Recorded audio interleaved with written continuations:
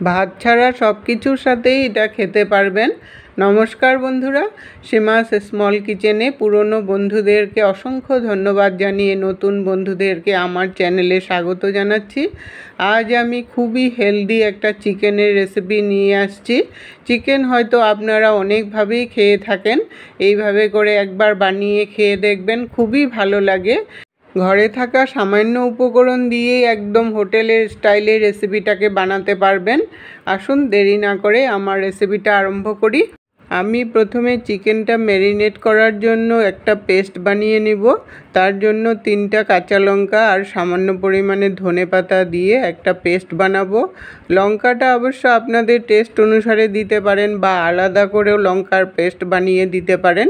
যেহেতু আমি ধনেপাতাটা পেস্ট করব, তার জন্য এটার মধ্যে লঙ্কাটাও দিয়ে দিলাম, দিয়ে একটা পেস্ট বানিয়ে নিলাম। এই পেস্টটা এখন ম্যারিনেট করার জন্য খুবই দরকার, এই জন্যই আগে বানাতে হবে পেস্টটা। এখন আমি এখানে 250 গ্রাম চিকেন নিয়েছি। চিকেনটা ভালো করে ধুয়েও জল ঝরিয়ে নিয়েছি। চিকেনটা ম্যারিনেট করার জন্য 2 পিস লেবু নিয়েছি, লেবুটা চিপে দিয়ে দিলাম। এই লেবুর জায়গায় আপনারা ইচ্ছা করলে দইও ইউজ করতে পারেন, কিন্তু দইয়ের থেকে লেবুটা খুব ভালো হয় ম্যারিনেট করার জন্য। দই দিলে পরে চিকেনটার থেকে অনেকটাই জল বেরিয়ে যায়, আর তখন জলটা শুকোতেও অনেক সময় লাগে। স্বাদ অনুসারে নুন দিয়ে দিলাম। তারপর 3 চামচ রিফাইন্ড অয়েল দিয়ে দিলাম। রিফাইন্ড অয়েলের জায়গায় আপনারা ইচ্ছা করলে মাস্টার্ড অয়েলও দিতে পারেন। তারপর ধনেপাতার পেস্টটা আমি আধাটা দিয়ে দিব আর আধাটা রেখে দিব। আর 1 চামচ আদা রসুন বাটা দিয়ে দিলাম। এখন ভালো করে চিকেনটাকে মেখে নেব। এই মাখাটা যত ভালো করে করবেন চিকেনটা ততই বেশি ভালো হবে আর জুসি জুসি হবে খেতে। ভিতরে মশলাটা ঢুকলে খুব ভালো হয় পরে খেতে। এখন ভালোভাবে মেখে নিয়ে আধা ঘন্টার জন্য আমি রেখে দেব ঢাকা দিয়ে, তাহলে খুব ভালো করে এটা মজে যাবে আর চিকেনের ভিতরে মশলাটাও ভালো করে ঢুকে যাবে। চিকেনটা রেডি হতে হতে এদিকে আমি একটা মশলা রেডি করব। তার জন্য 10-15টা বাদাম আমি ভেজে নেব মিডিয়াম আঁচে রেখে। এই বাদামটা দেওয়ার জন্য রেসিপিটার মধ্যে কিন্তু একটা দুর্দান্ত স্বাদ আসে।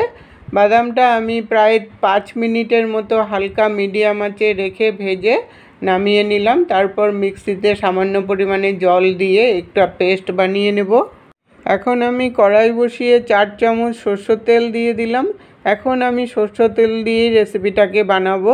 তেলটা ভালো করে গরম করে নিয়ে 2টো শুকনো লঙ্কা দিয়ে দিলাম। শুকনো লঙ্কাটা একটু ভাজা করে নিলাম। তারপর এটার মধ্যে 1 চামচ জিরা ফোড়নে দিয়ে দিলাম। জিরাটা একটু ভাজা করে নিয়ে 2টো তেজপাতা দিয়ে দিলাম। তেজপাতাটা একটু ভাজা করে নিলাম। তেজপাতাটা একটু ভাজা করে নিয়ে 3টে এলাচ, 2টো লং, 1 ইঞ্চি দারচিনি দিয়ে দিলাম। এটাও একটু ভাজা করে নিয়ে তারপর একটা মিডিয়াম সাইজের পেঁয়াজ খুব কুচি করে নিয়েছি, পেঁয়াজটাকে দিয়ে দিলাম। পেঁয়াজটাও একটু সময় ভাজা করে নিতে হবে, যতক্ষণ না হালকা ব্রাউন কালার চলে আসে আর পেঁয়াজের কাঁচা গন্ধটা চলে যায়।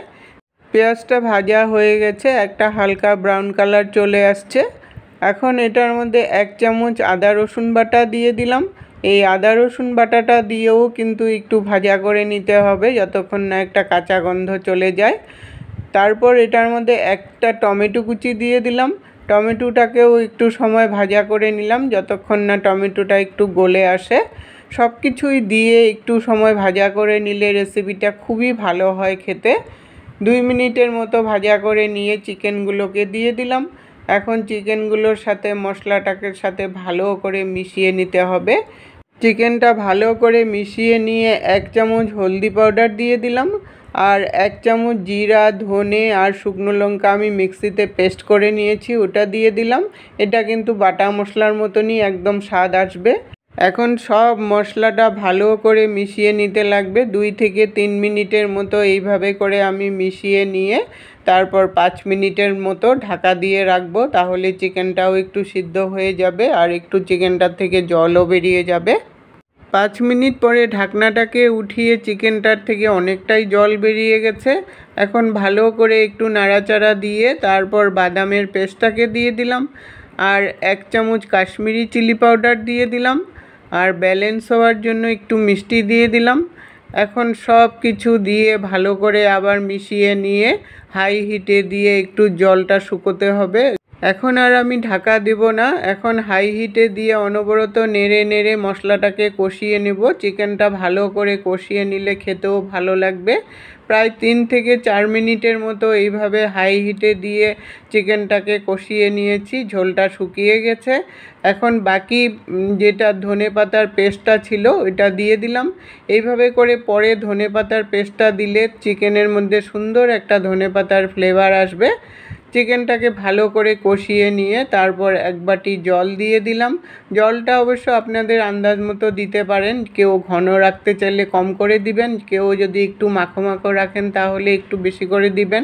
জলটা দিয়ে ভালো করে চিকেনের সাথে মিশিয়ে নিয়ে তারপর চেরা 2টো কাঁচা লঙ্কা দিয়ে দিলাম। ঝালটা অবশ্য আপনাদের টেস্ট অনুসারে দিবেন, আমি আগেও 3টা দিয়েছিলাম আর পরে 2টো দিলাম। দিয়ে তারপর আমি এখন 5 মিনিটের মতো ঝোলটাকে ফুটিয়ে নেব। ফুটিয়ে নিলেই একদম রেডি হয়ে যাবে। ঢাকা দিয়ে নামিয়ে নিলাম। ঘরে থাকা সামান্য উপকরণ দিয়ে হোটেলের প্রিপারেশনে ধনিয়া চিকেন বানালাম। রেসিপিটা যদি ভালো লেগে থাকে লাইক দিয়ে সবার সাথে শেয়ার করে দিবেন। আজকের টিপস, ধনেপাতার ডাঁটিগুলো ফেলে না দিয়ে মিক্সিতে পেস্ট করে রান্নায় ইউজ করবেন, খুব সুন্দর ফ্লেভার আসবে। এতক্ষণ সঙ্গে থাকার জন্য আপনাদেরকে অসংখ্য অসংখ্য ধন্যবাদ বন্ধুরা। আবার দেখা হবে নতুন রেসিপির সাথে। সুস্থ থাকুন, ভালো থাকুন।